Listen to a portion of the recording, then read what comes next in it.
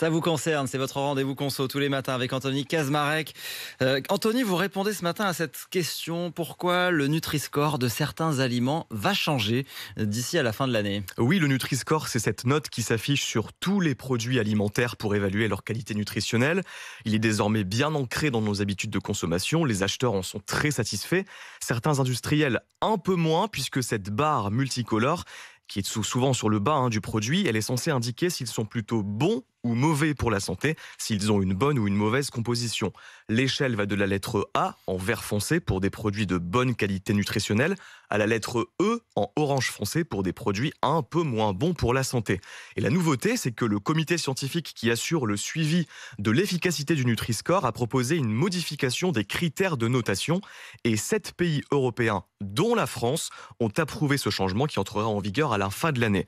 L'enjeu, c'est d'être plus cohérent avec les recommandations alimentaires de type manger ni trop gras, ni trop sucré, ni trop salé, les 5 fruits et légumes par jour, etc. Alors qu'est-ce que ça va changer précisément? Est-ce que certains produits sont particulièrement concernés? Oui, 5 catégories d'aliments sont concernées et vont voir leur classification changer. Tout d'abord, les huiles. Celles contenant moins de graisses saturées comme l'huile d'olive, de colza ou de noix seront désormais mieux classées. Deuxième catégorie, les poissons gras qui eux aussi remonteront dans le classement pour que les consommateurs les identifient comme des produits sains. Et là, on pense au saumon, au thon, au maquereau, au hareng et à la sardine. Bon appétit. Par ailleurs, sachez que la viande rouge sera désormais moins bien classée que le poisson ou que la volaille.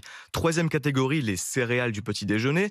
Les céréales complètes seront mieux notées et les céréales chocolatées et sucrées qu'on adore souvent, eh bien, elles seront beaucoup moins bien classées.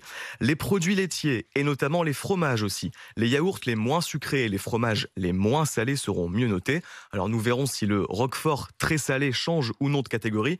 Certains producteurs ayant protesté contre la lettre E qu'ils avaient obtenue il y a quelques années. Enfin, dernière catégorie, les produits transformés. Les plats prêts à réchauffer et les pizzas congelées ne pourront plus obtenir les lettres A ou B, sauf si les industriels changent évidemment leurs recettes. On va repréciser que ce qui ne change pas, c'est que ça reste facultatif et que chacun est libre de mettre l'étiquette Nutri-Score ou pas. Ceux qui sont mal notés, en général, ils la mettent pas. Évidemment.